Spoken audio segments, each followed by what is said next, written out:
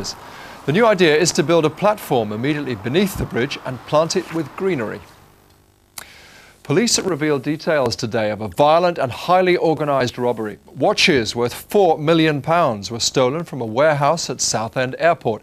And the French jeweller Cartier is offering a reward of £75,000. Mike Ramsden reports. It was a well-planned raid in broad daylight. Robbers entered tiny Southend Airport in a lorry and stole 1,700 items of Cartier jewellery, mostly watches similar to these, each worth between £3,000 and £12,000. Police believe the raid was so large the criminal underworld will know about it. Because of how carefully this particular robbery was planned and how it was carried out, quite methodical, lots of people will have knowledge. And possibly it's those people with the knowledge who I'd like to make contact with me at this police station, in confidence. The raiders entered this warehouse and beat up and bound a warehouse worker, leaving him unconscious. They used a forklift truck to load 8 pallets of boxes containing the jewellery onto the back of a lorry. Nothing else was taken from the warehouse. They then drove off. The truck and the jewels haven't been seen since. It happened on Monday the 21st of May at about 5:15 in the afternoon. Today, police revealed details of the raid in the hope of jogging someone's memory. They say publicity before now could have compromised what they say were sensitive inquiries. This was a pre-planned and highly organised raid, and police are trying to find out how the robbers got information about what was inside this warehouse. Meanwhile, Cartier have offered a reward of £75,000 for information leading to the arrest and conviction of those involved. Mike Ramsden, Newsroom South East at Southend Airport. Back now to George.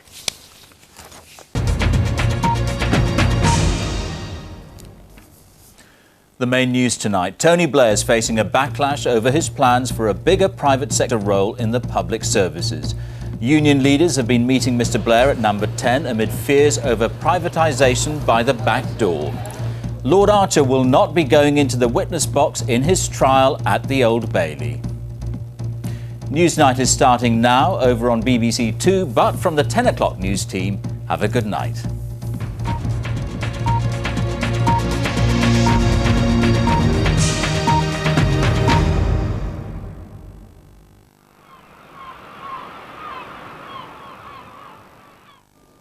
Good evening too. Yesterday, most of England and Wales was positively tropical, but today, with a 10 degrees Celsius drop in temperature, it was back to the temperate, with the exception that is along the east coast, where actually it was a good deal warmer than it was yesterday. That's because yesterday the winds were coming in from the southeast off the sea. Today they swung around from the west as that area of low pressure moved across us. Now that area of low pressure is going to continue to drift away into the Norwegian Sea, and then in the next few days we're going to settle down into a fairly standard summer situation with the Azores high ridging up towards us. That means to say that the southeastern part of the country, close to the high, will probably remain fairly dry and eventually become quite warm again, whereas the northwestern half, with these areas of low pressure, weather fronts close by, will often be fairly cloudy with some outbreaks of rain. Now all that rain moved up into Scotland. We had some thunderstorms across the southeastern corner during the first part of the night. Those too have headed up towards the Northern Isles, so some more heavy rain to come there. And in fact there's some cloud and outbreaks of rain coming into many western parts of the country. This little band of rain across the south will move in during the course of the night.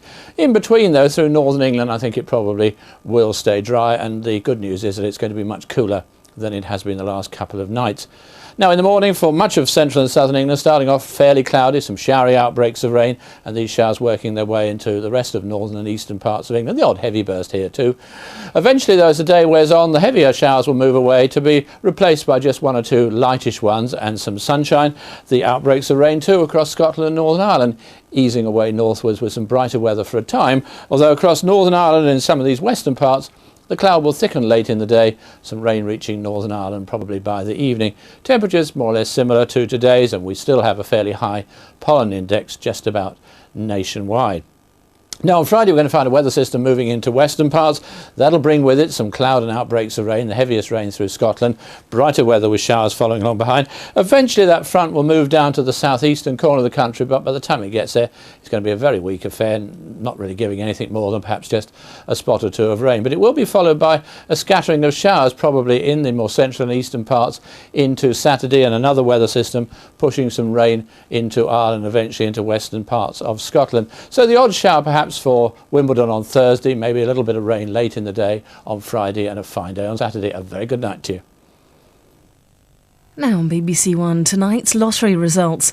In the National Lottery draw, the winning numbers are confirmed as 12, 18, 39, 43, 45 and 49, and the bonus number is 33.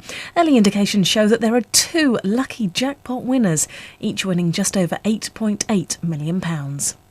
In the Lottery Extra draw, the winning numbers are 1, 4, 5, 25, 41 and 48. Initial reports show that there are no winners tonight, which means the jackpot for the next draw has grown to an estimated £10.5 million. 25 years of guilt. I killed him. I killed them. I did it. I believe a man did this. But what was she guilty of? She's lying. If you did it, you better prove it to me. Was it murder? What if we brought the crime scene to you? It's our son they're talking about. We have to protect him. Or simply withholding the truth? No, but I think he was innocent. How do you express so many years of guilt? Waking the dead. Do we have to start all over again? A new crime double starts Monday at 9 on BBC One. The truth will out. Our Olympic heroes from Sydney, what are they up to now? It all gets a bit intimate on BBC One when the rowers return. Please welcome Steve Redgrave and the Coxless Four.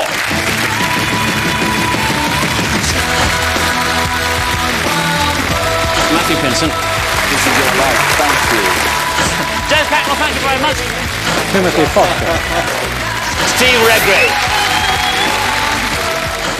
Last year, Steve Redgrave made history by winning his 5th Olympic gold when the Coxless Four triumphed in Sydney. Now national heroes, the rowers have returned to relive and reflect on some of the crucial moments of their story. And we discover what's happened to them since the Sydney Olympics. Great Britain, Dan, they've done it! They've done it! It's not just about the final race at the Olympic Games or whatever the major event is. It's all about the battle to getting there in the first place. It's not just that one day in 4 years, it's all the other days in between.